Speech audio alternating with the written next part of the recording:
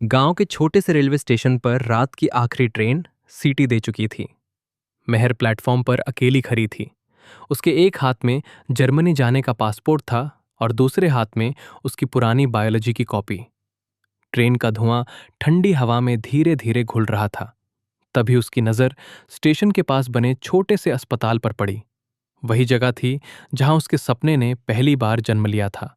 उसकी आंखों में पुरानी यादें तैरने लगीं।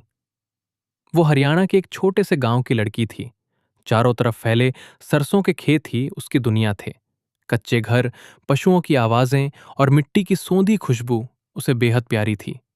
जब वो बहुत छोटी थी, उसके पापा काम के लिए जर्मनी चले गए थे। जाते समय उन्होंने उसे गले लगाकर कहा था, एक दिन तुम्हें भी अपने साथ जर्मनी ले जाऊंगा। जर्मनी की फैक्ट्री में काम करके वे घर पैसे भेजते थे और पूरा परिवार उन्हीं पैसों से खुशहाल था। वीडियो कॉल पर पापा हमेशा कहते, मेरी बेटी का भविष्य विदेश में चमकेगा। लेकिन एक बरसाती रात ने उसकी जिंदगी की दिशा बदल दी।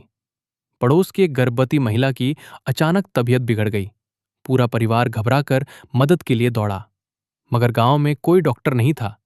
जल्दी जल्दी शहर ले जाने के लिए गाड़ी निकाली गई। छोटी मेहर दरवाजे पर खड़ी ये सब देख रही थी। उसने पहली बार किसी परिवार की ऐसी बेबसी देखी थी। उसी रात उसने आसमान की ओर देखते हुए मन ही मन एक वादा किया, एक दिन मैं इस गांव की डॉक्टर बनूंगी। उस दिन के बाद पढ़ाई उसके लिए सिर्फ पढ़ाई नहीं, एक मिशन बन गई। सुबह वो माँ के साथ घर के काम करती, फिर खेतों के रास्ते स्कूल जाती। शाम को नीम के पेड़ के नीचे बैठकर पढ़ती। उसकी बायोलॉजी टीचर हमेशा उसकी तारीफ करती थी। क्लास के बच्चे भी उससे प्रेरणा लेते थे।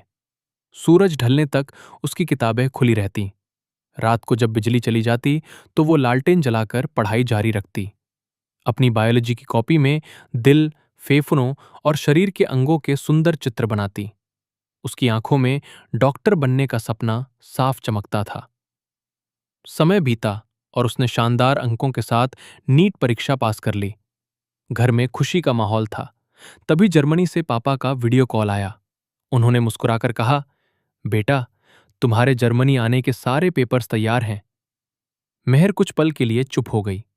चाचा, ताऊ और घर के बाकी लोग भी उसे विदेश जाने के लिए समझाने लगे।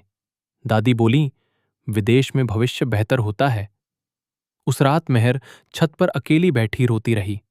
आसमान के तारे उसकी खामोशी सुन रहे थे। उसके मन में वही अस्पताल वाली बरसाती रात घूम रही थी। अगले दिन उसने अस्पताल के बाहर एक घायल बच्चे को इलाज के इंतजार में बैठे देखा। उसी पल उसका फैसला और मजबूत हो गया। उसने पापा से कहा, मेरा सपना जर्मनी नहीं, मेरा गांव है। फोन के दूसरी तरफ कुछ पल सन्नाटा रहा।